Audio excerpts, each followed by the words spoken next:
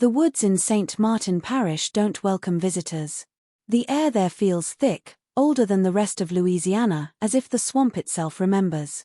The trees huddle close, their roots swallowing whatever the earth once forgotten. No one goes past the 3rd-mile marker anymore. Not since the voices started again. Some say it's the wind dragging through the moss. Others, the lost crying for forgiveness. But those who've been close enough know the difference between wind and wailing. It began as a whisper passed over bar counters and through trembling lips.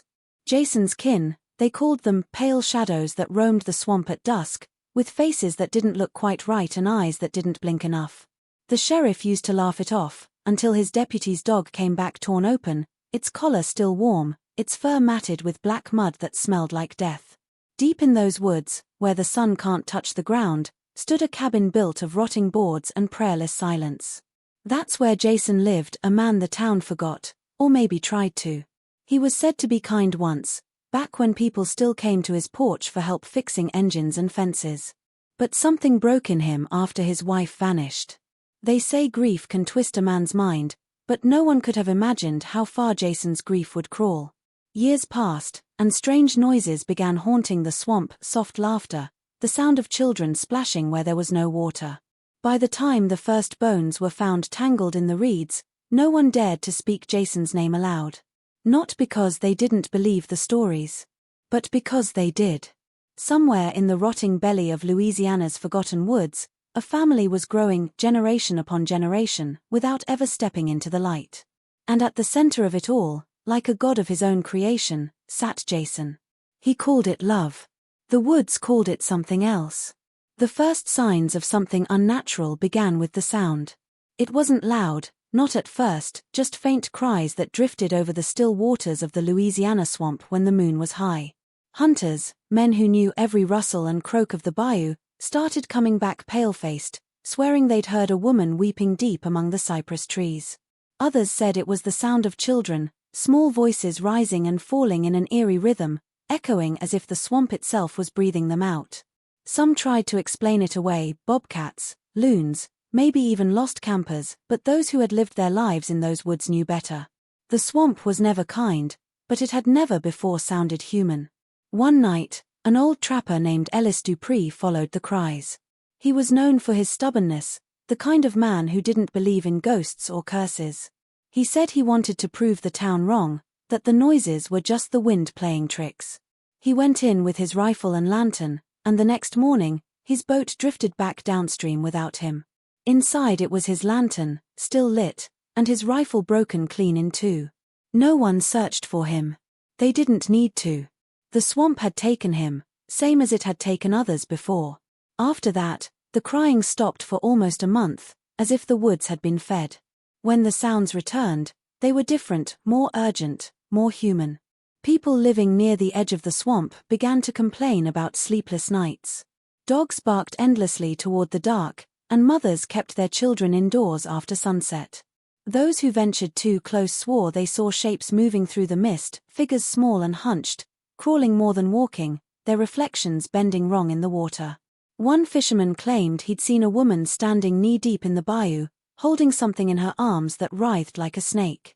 When he called out to her, she turned, and her face was blurred, as if the air itself refused to show it clearly. Soon, the parish sheriff ordered people to stay away from the lower marshlands after dusk. But in towns like St. Martin, rules only go so far. The locals had always relied on the swamp to feed them, to hide them, to keep their secrets. Now, the swamp had a secret of its own. Those who still hunted there whispered that the cries were not echoes of the dead but voices of the living, lost ones, born and bred in the dark, calling for a kind of help no one dared to give.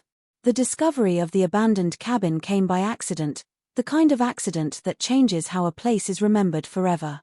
A young hiker named Marie Benora had taken a wrong turn off the marked trail one overcast afternoon. She had come to photograph the swamp at dusk, chasing that strange orange light that filters through the cypress knees and Spanish moss like fire behind fog. Her phone had lost signal an hour earlier, and her sense of direction wasn't much better. When she finally stumbled upon the cabin, it was as if the woods themselves had opened to show her something they had kept hidden too long. The cabin stood on stilts above a shallow pool of dark water, its wood gray and swollen from years of rot. Every window had been boarded shut, but the boards were old, nailed unevenly, as if done in panic. A strange smell hung in the air, sweet at first, like spoiled fruit, but beneath it lingered something metallic and sour. Marie thought it might be an old hunting lodge, forgotten by time, until she saw what was hanging from the porch, a child's doll, hand-stitched from rags, its face drawn in charcoal and its limbs wrapped in strips of animal hide. When she pushed the door open, the hinges screamed. Inside, the cabin was small, almost claustrophobic. The air was thick and heavy with mildew. Furniture had been made from rough-cut branches and nailed together crudely, the kind of handiwork done without tools or skill.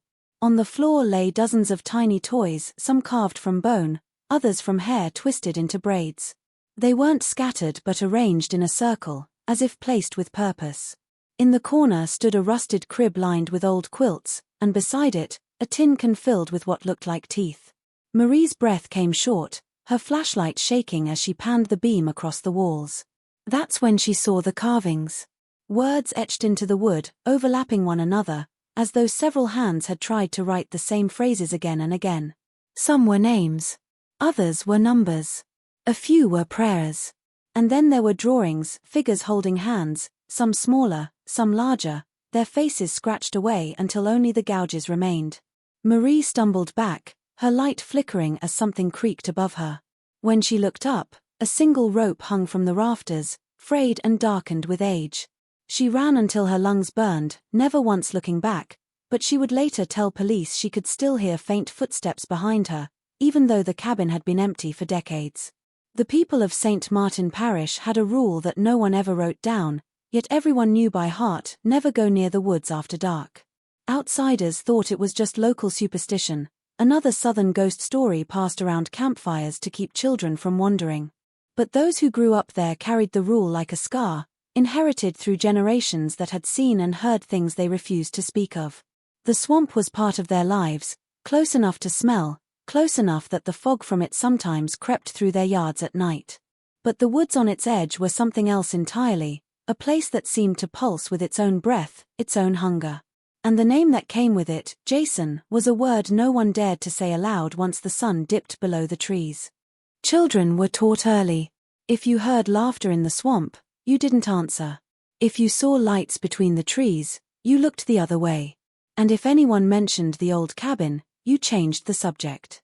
Even the church sermons skirted around it, wrapping the warning in scripture about sin, punishment, and the rot that festers when the soul turns inward. It wasn't fear of ghosts that kept the town silent, it was fear of memory. People knew what had happened there once. They just chose to forget. Forgetting, after all, was easier than remembering that someone from their own bloodline might still be out there. Old men at the bar would sometimes slip after a few drinks, muttering about the inbred ones or Jason's brood, their voices low enough to vanish beneath the sound of country music from the jukebox. The sheriff's department, when pressed, denied any knowledge of missing persons, though a few deputies who'd served long enough remembered the odd cases, the hikers who never returned, the animal carcasses found mutilated near the bayou, the smell that sometimes drifted up after a heavy rain. But no one filed official reports. No one wanted to invite questions that had answers too ugly to face. Even the landscape seemed to conspire in silence. Maps blurred the boundaries where the forest began, as though the land itself refused to be drawn accurately. Travelers spoke of losing their way, compasses spinning wildly, paths curving back to the same clearing no matter how far they walked. And at the center of every rumor, like the heartbeat of the woods, was that forbidden name, Jason. The few who still remembered his face said his eyes were a color you couldn't name, and that when he looked at you, it felt like the earth itself was watching through him. The first person to notice the missing records was a clerk at the parish courthouse, a quiet man who spent his days sorting yellowed papers in the basement archives. He was searching for property deeds from the early 90s when he realized that several files from a particular stretch of land near Bayou Noir were gone. Not misplaced, gone. Entire family records, birth certificates, marriage licenses, and death reports for a line of people who had lived in those woods decades ago had simply vanished from the system. At first, he thought it was an error, a mistake in digitization, but when he pulled the original ledgers, There were blank pages where names should have been, as if they had been carefully cut out. Even the census books showed gaps, lines where numbers jumped, leaving behind the faint ghost of handwriting that had been scraped away. When he mentioned it to his supervisor, the reaction was strangely cold. She told him some of the older documents were damaged during a flood years ago and that it wasn't worth digging into. But the explanation didn't fit. The flood had happened in a different parish altogether. The clerk couldn't shake the feeling that what was missing had been erased on purpose. So, after hours, he began cross-checking tax records, burial permits, anything that could tie back to the families who once owned land near the swamp. What he found was a series of abrupt endings, names that stopped appearing after 1993, children listed with no parents, property transferred to unlisted heirs. It was as though a family had been methodically wiped from existence. Rumors had always floated through St. Martin about a man who went off-grid after his wife's disappearance, building a life deep in the woods where no one could reach him. Some said he had children, though no one ever saw them in town. A few old residents remembered hearing that the parish tried once to investigate child neglect out there, but the case never reached court. The papers were sealed, and the social worker who handled it moved away shortly after. Those who asked about it were told it was better not to dig into the past. Years later, when a journalist from Baton Rouge came looking into rural disappearances, the missing records became more than clerical oddities. They became the first breadcrumb. What had once been erased began to reappear: fragments of names, incomplete death notices, medical files with redacted details, all leading back to one family, one cabin, and one man who'd built a world where no law could reach him. The name on the oldest deed was barely legible, the ink smeared and fading, but one part was clear enough to read. Jason. Jason's daughter came into the world on a night the whole parish still remembered for its storm. The rain came down so hard it drowned the sound of church bells and tore shingles from roofs. The midwife, a woman named Alma Thibodeau, was the only one willing to make the journey to Jason's cabin that night. She later told a priest, before she moved away for good, that the path there didn't feel like part of the same world. It was too still, too cold, and the woods seemed to close behind her as she went. By the time she arrived, the birth was already in motion. Jason's wife was pale, her breathing ragged, and the walls were lined with jars of cloudy liquid that glowed faintly in the lantern light. Alma did what she could, but the woman died before dawn, her last words a whisper that Jason didn't repeat. The baby girl survived. Jason named her Lila, though no record of the name was ever filed. After the midwife buried the mother beneath a pecan tree near the cabin, Jason told her to leave and never come back. She didn't argue. A few months later, Alma's house burned down, and she took that as a sign to leave Louisiana entirely. From then on, no one saw Jason's daughter in town. People assumed he sent her away to relatives, or that she died of fever like so many children back then. But sometimes, late at night, those living on the swamp's edge claimed to see a small figure by the waterline, a little girl in a white dress, her hair matted and tangled, watching the lights of the town from afar. As years passed, the rumors grew darker. Fishermen swore they heard a young girl laughing among the trees, though her voice never sounded quite right, as if she were repeating laughter she'd only heard from others. A traveling preacher once claimed he'd been visited by Jason's daughter after getting lost near Bayou, saying she asked him what heaven looked like because she'd never seen a town, never seen another face but her father's. When he returned to the parish days later, half-starved and shaking, he refused to preach again. The sheriff at the time made one last attempt to check on Jason's property, but the road was washed out, and no one volunteered to go by boat.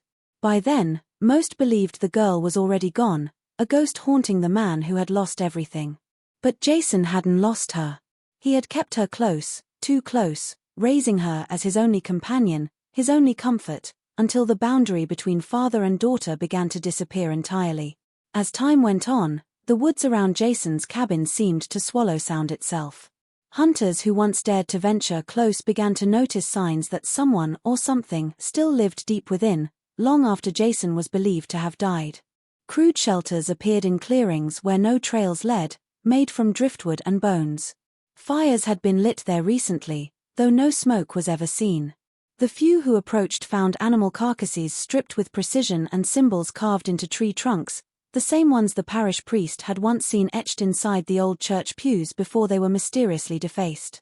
It was clear to anyone who looked closely enough that life had continued in those woods, feral, hidden, and growing. People began speaking again of Jason, though only in hushed tones. Some said he'd raised a whole generation in that swamp, children who'd never seen another human being besides their kin. Others whispered that his daughter, Lila, had taken his place after he passed, continuing what he had begun. She had borne her own children, and those children, isolated and uneducated, had done the same. By the third generation, the line was said to have lost all sense of the world beyond their own. No schooling, no contact, not even a word of English properly spoken. They had their own dialect, their own rules, their own blood. Occasional hikers reported glimpses of pale figures in the distance, eyes glinting like animals beneath the moonlight. One man claimed he found footprints, bare and small, but with more toes than should have been possible. When he followed them, they split into dozens of tracks, all circling back toward the same direction, the heart of the swamp. There were no official searches. The sheriff's office dismissed it all as folklore, not wanting to stir up panic or attention. But the locals knew. Every few years, a boat or a camper would go missing, and the swamp would grow quiet again for a while, as if content after feeding. Old photographs resurfaced during a renovation of the courthouse, undeveloped negatives found in an evidence box mislabeled from the 1980s. When processed, they revealed a group of figures standing near a shack, their faces distorted and slack, eyes too wide, skin too thin. Some appeared barely human, their limbs uneven, their expressions vacant. The youngest among them clutched a doll made of reeds. Experts said the photos were damaged, that light leaks had warped the images. But those who remembered Jason's story didn't believe that. They said his family had never left those woods. They had simply grown deeper into them, becoming part of the landscape, part of the curse that had begun the day Jason decided he didn't need the world outside his door. The arrival of the stranger brought a shift to the silence that had settled over St. Martin Parish for decades. His name was Daniel Ross, a journalist from New Orleans chasing stories about forgotten crimes in the Deep South. He had read a brief mention of the missing records from Bayou Noir in an old newspaper archive and became obsessed with uncovering what the town had tried so hard to bury. Locals greeted him with the same caution they gave any outsider, polite smiles, quick goodbyes, and watchful eyes that seemed to warn him off. Every time he mentioned Jason's name, the air around him grew colder, as if the very sound of it offended the swamp itself. Still, Daniel persisted. He stayed at a run-down motel on the edge of town, filling his notebook with rumors, cross-referencing names, and interviewing anyone willing to talk, which wasn't many. After a week of dead ends, Daniel met an old woman named Cora who once worked as a nurse's aide in the parish hospital. She told him about a girl brought in decades ago, a girl with long tangled hair, wide yellow-gray eyes, and a way of staring that made people uncomfortable. The girl said little except one phrase that the nurses never forgot: "Daddy said I can't go home no more." Cora never saw her again, but she remembered that a man came for her that same night, his hands trembling as he signed the discharge papers. His name, she swore, was Jason. Driven by the story, Daniel hiked into the woods alone. He followed a decaying footpath marked on a hand-drawn map given to him by a fisherman who refused to go with him. Hours later, he found remnants of the cabin, the same one Marie Benorat had described years earlier. Its roof had caved in, but the walls still stood, carved with strange markings.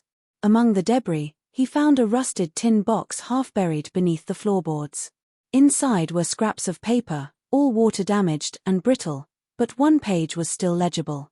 It was a letter, written in an unsteady hand, signed simply L. The letter spoke of life in the swamp, of nights spent listening to the cries of her brothers, and of a father who said their family was chosen by God to remain pure and separate. She wrote that she wanted to leave but couldn't, that the woods wouldn't let her. The final line read, "If anyone finds this, know that I am still his daughter, but I am no longer his child." Daniel folded the letter, tucked it in his jacket, and turned to leave. Behind him, in the thick murk of the cypress trees, came the faintest sound, a woman's voice, soft and broken, whispering his name though he had never told it to anyone out there. The night of the 13 cries became legend long before anyone knew what had truly happened. It was the kind of storm that seemed to come from nowhere, violent, electric, and full of a heat that made the air itself feel alive.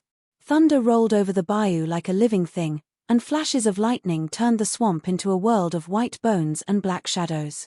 Around midnight, people in town began to hear it, 13 distinct wails rising above the storm, one after another, each more terrible than the last. Some said it sounded like a woman. Others swore they heard the voices of children, all crying at once. A few older residents who had lived through strange nights before recognized it instantly as something that wasn't meant to be heard by the living. At first, no one dared to go outside. The rain was too heavy, the wind too cruel. But a handful of men from the sheriff's office gathered near the old levee, where the sound seemed loudest. They said it came from deep within the woods, somewhere near the ruins of Jason's cabin. The sheriff wanted to wait until morning, but one deputy, young and brave, or foolish, took a lantern and a boat and went out alone. The others watched the light drift down the water until it vanished in the storm. He never came back. By dawn, the cries had stopped, and the swamp was silent again. When the rain finally eased, fog rolled in so thick it clung to the ground like smoke. The townspeople searched the edges of the bayou but found nothing except a few dead animals and broken branches. Then, days later, a hunter discovered something strange, 13 small wooden crosses standing in a row near a clearing, each one freshly carved and marked with symbols no one could read. There were no footprints around them, no signs of anyone having been there, and the ground beneath was undisturbed. It was as though the earth itself had placed them there. From that night on, strange things began happening more often. Lanterns flickered out when people passed near the woods, and the swamp lights, the ghostly orbs that danced on still nights, multiplied in number. The people who lived closest to Bayou Noir started moving away, leaving their homes to rot. Those who stayed said the cries returned every year on the same night, softer each time, as if fading into the soil.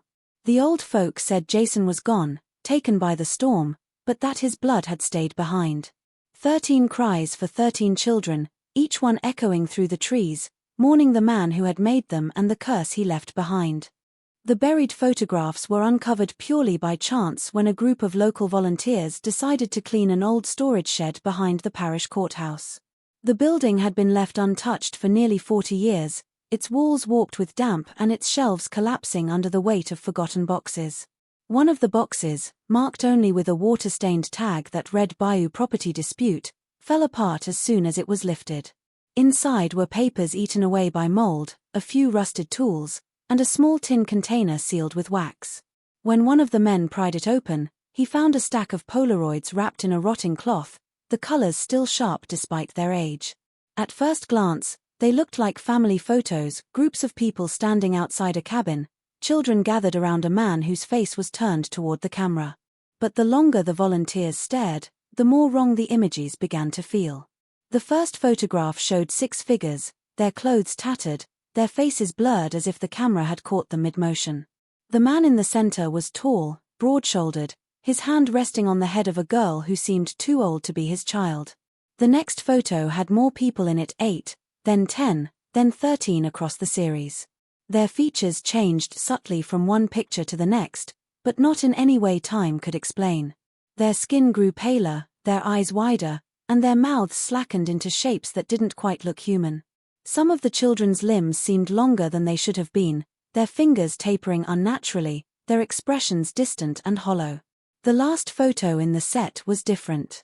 It showed the same cabin, only now it appeared abandoned. The door was open, the windows broken, and hanging from the rafters of the porch were 13 shapes too blurred to identify. The ground below was marked with dark streaks that might have been shadows or something worse. On the back of this final picture, someone had scrawled a few words in faded ink. They wanted to be remembered. When the photos were shown to the sheriff, he ordered them locked away immediately, saying they were doctored, a cruel prank. But the volunteers who had found them insisted they were genuine. One of them claimed he recognized the outline of the cabin from his grandfather's hunting trips and that it matched the one deep within the swamp where no one dared go anymore. Within a week, that man left town, saying he couldn't sleep without hearing whispers in the dark, the faint click of a Polaroid camera, and the echo of a child's laugh that always stopped just before he turned on the light. When the police finally entered the woods to investigate what had been uncovered in the photographs, it was more an act of obligation than courage.